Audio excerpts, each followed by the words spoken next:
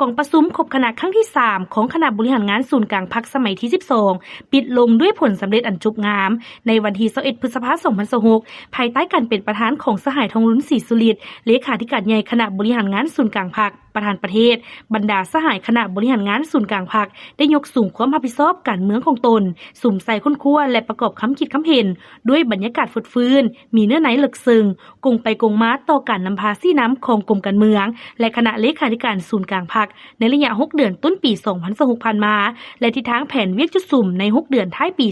2026การจัดตั้งปฏิบัติแผนพัฒนาเศรษฐกิจสังคมแผนงบประมาณแห่งรัฐแผนเงินตราระยะ6เดือนต้นปี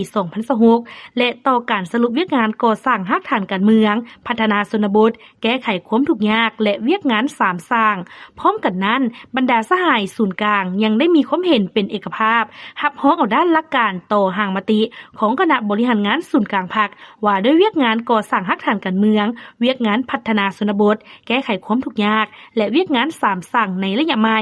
ห่างมติของคณะบริหารงานศูนย์กลางพรรคว่าด้วยการต้านสกัดกั้นป้องกันและแก้ไขพยาธิอัญญาสิทธิ์สอราษฎร์บางหลวงปรากฏการณ์ย่อท้อและการฟุ่มเฟือยในกงจักการจัดตั้งและในสังคมโดยได้มอบให้คณะรับผิดชอบสืบต่อนำไปปรับปรุงให้มีเนื้อในครบถ้วนสมบูรณ์ในโอกาสดังกล่าวสหายทองลุ้นศรีสุริตได้มีคำเห็นซี่น้ำโดยเน้นหนักตืมบางปัญหาเพื่อให้บรรดาสหายนำไปจะตั้งพันขยายและปฏิบัติให้มีประสิทธิภาพและประสิทธิผลสูงคือกรมการเมืองคณะเลขาธิการศูนย์กลางพรรคสืบต่อซี่น้ำติดตามสุขยุบรรดากระทรวงองค์การนครหลวงและแขวงในการพันขยายและการจัดตั้งปฏิบัติมติกองประชุมใหญ่ครั้งที่12ของพรรคก็คือมติคำสั่งและนิติกรรมต่างๆที่ศูนย์กลางวางออกให้แท้ตัวจริงและมีประสิทธิผลสืบต่อซี่น้ำให้มีการแก้ไขปัญหาต่างๆที่ยังคงค้างให้ตกไปเป็นก้าวเป็นต้นแม่นปัญหาความยุ่งยากทางด้านเศรษฐกิจการเงินรับประกันบ่ให้ขาดแคลนน้ำมันเสื้อไฟด้วยมาตรการรองรับต่างๆคุ้มครองราคาสินค้าค่าครองชีพและอัตราแลกเปลี่ยนสุ่มใส่แก้ไขปรากฏการณ์ย่อท้อในสังคมเป็นต้นปัญหายาเสพติดอาวุธเถื่อนการลักลอบขุดค้นแร่ธาตุขุดค้นทรัพยากรธรรมชาติอื่นๆที่ผิดกฎหมาย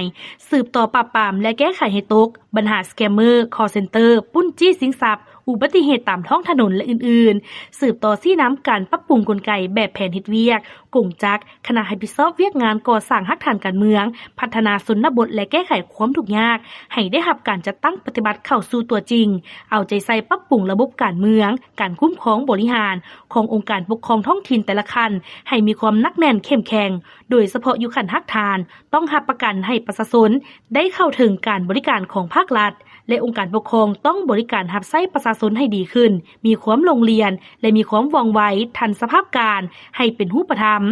สืบต่อซี่น้ำการค้นคว้าและเสนอเวียกงานพัฒนาชนบทและแก้ไขความทุกข์ยากของประชาชนให้เป็นวาระแห่งชาติเสนอต่อสภาแห่งชาติรับรองเพื่อดำเนินการปฏิบัติโดยไวสืบต่อซี่น้ำการกะเกี่ยมและดำเนินกองประชุมของเวียกงานองค์การพรรคขั้นศูนย์กลางจำนวนหนึ่งให้สำเร็จตามแผนซี่น้ำการค้นคว้ากะเกี่ยมเนื้อในบรรดามติของคณะบริหารงานศูนย์กลางพรรคที่จะนำเสนอต่อกองประชุมสมัยวิสามัญของคณะบริหารงานศูนย์กลางพรรคในเดือนสิงหาคม2026กรมการเมืองซี่นำเวียกงานรอบด้านตามแผน6เดือนท้ายปีสืบต่อซี่นำการกะเกี่ยมและดำเนินกองประชุมศูนย์กลางครั้งที่4สมัย12ในท้ายปีติดพันกับการดำเนินชีวิตการเมืองภายในคณะบริหารงานศูนย์กลางพรรคประจำปี2026โดยลงลึกตีราคาความรับผิดชอบการเมืองและมากผลตัวจริงในการนำพาซี่นำเวียกงานที่ตนรับผิดชอบสหายทองลุ้นศรีสุริตได้เน้นหนักถึงความหมายความสำคัญของกองประชุมครบคณะครั้งที่3ของคณะบริหารงานศูนย์กลางพรรคสมัยที่12ว่าบรรดาหัวข้อนำมาปรึกษาหารือและรับรองเอานี้แม่นปัจจัยสำคัญของการเป็นพรรคกับอำนาจที่มั่นคงมติที่จะออกปฏิบัติแม่นมติที่แนะใส่ปรับปรุงเปลี่ยนแปลงความเข้มงวดวิธีการนำพาของพรรคการบริหารของรัฐบาลและการกฎการติดตามของสภา